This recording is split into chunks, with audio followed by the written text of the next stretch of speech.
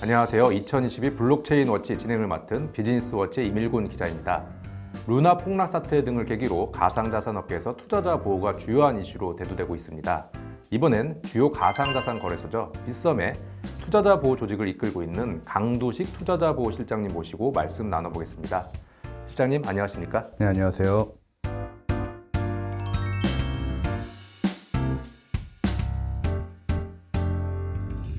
실장님, 가상자산 업계에서 투자자 신뢰를 끌어올리는 노력이 한창인데요. 투자자 보호 왜 중요하다고 보십니까? 현재 가상자산 사업자에게 부과되고 있는 특근법은 실제 자금 세탁 행위에 대한 규제를 목적으로 두고 있기 때문에 실제로 투자자들을 보호할 수 있는 어떤 그런 규제라든지 법안에는 좀 거리감이 있습니다.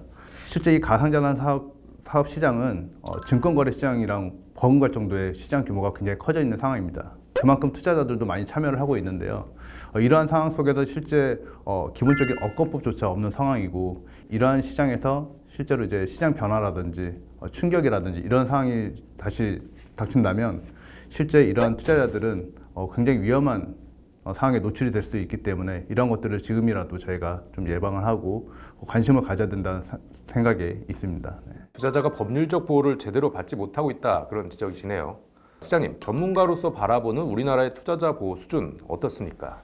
우리나라의 가상자산 시장은 굉장히 큰 규모를 자랑을 하고 있는데요. 실제로 가상자산을 바라보는 인식이라든지 시각도 많이 변화를 했었고, 기술과 산업도 많이 발전을 했습니다. 하지만 정작 투자자를 보호하는 측면은 크게 발전을 하지 못한 게 사실입니다. 이러한 상황에서 실제 사업자 간의 공조 문제라든지, 그다음에 정부기관에서 발의하는 어떠한 법안들, 그런 것들이 지금 현재 계류 상태가 지속되고 있고, 루나라든지 특정 이슈 중심으로 단발적인 규제가 논의되고 있는 상황입니다. 실장님, 국내에서 투자자 보호를 위해서 주목해야 할 이슈가 있다면 뭘까요?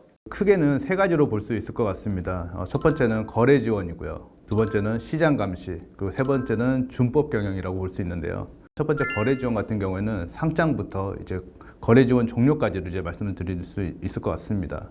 이럴 때는 이제 발행사라든지 거래소, 투자자 간의 정보에 대한 비대칭성이 굉장히 불투명한 상황이기 때문에 이런 것들을 최대한 완화할 수 있는 노력을 좀 취해야 되고요. 그다음에 시장 감시라고 보면 이제 불공정 거래 행위, 시세 조정 행위에 대한 부분들을 감시하고 예방을 해야 될 부분이 있습니다. 그리고 또한 금융 사기가 최근에 이제 많이 대두되고 있는 상황인데요. 이런 부분도 저희가 이제 금융 사기 사건 사고라든지 이런 것들을 예방할 수 있는데 초점을 맞춰야 될 것 같습니다.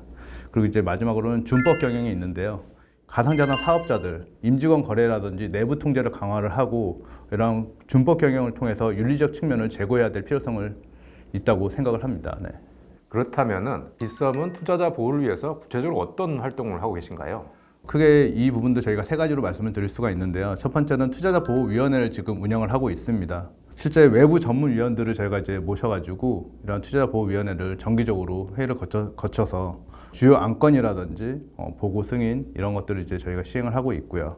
그다음 투자자 보호 측면에서 긴급 현안에 대해서도 저희가 별도로 진행을 하면서 각각의 위원들의 의견을 청취하고 이걸 반영을 하고도 있습니다.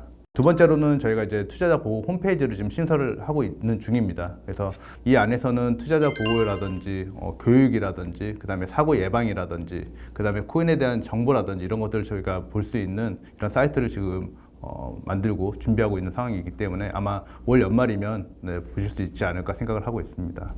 그리고 세 번째로는 FDS 고도화가 있습니다. 가상자산 사업자들이 이제 초점이 맞춰져 있는 부분은 금융사고라든지 상장 사기 뭐 이런 부분들이 좀 맞춰져 있다면, 실제로 최근에는 이제 그 FDS 고도화라고 해가지고 불공정 거래 행위를 저희가 감시하고 차단을 하는 데 좀 목적을 두고 있습니다. 그래서 저희 빗썸도 FDS를 고도화 시켜가지고 이러한 그 불공정 거래 행위에 대한 부분들을 저희가 좀 더 면밀히 관찰하고 감시할 수 있는 이러한 것을 준비를 하고 있습니다. 마지막으로 투자자에게 당부하고 싶은 말씀 있다면요?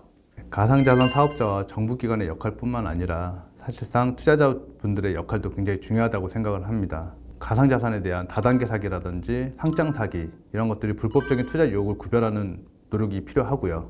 투자자들은 실질적으로 자산을 늘리기보다는 자산을 지키는 거에 더 노력을 해야 되고, 이게 더 중요하다고 생각을 합니다. 따라서 이런 모든 투자는 투자자들 본인의 책임이 있다는 걸 명심하시고 우량한 가상자산을 선별할 수 있는 어떤 공부라든지 능력도 키우셔야 되고요. 그리고 무분별하고 과도한 투자를 지양해야 할 필요성이 있다고 생각을 합니다.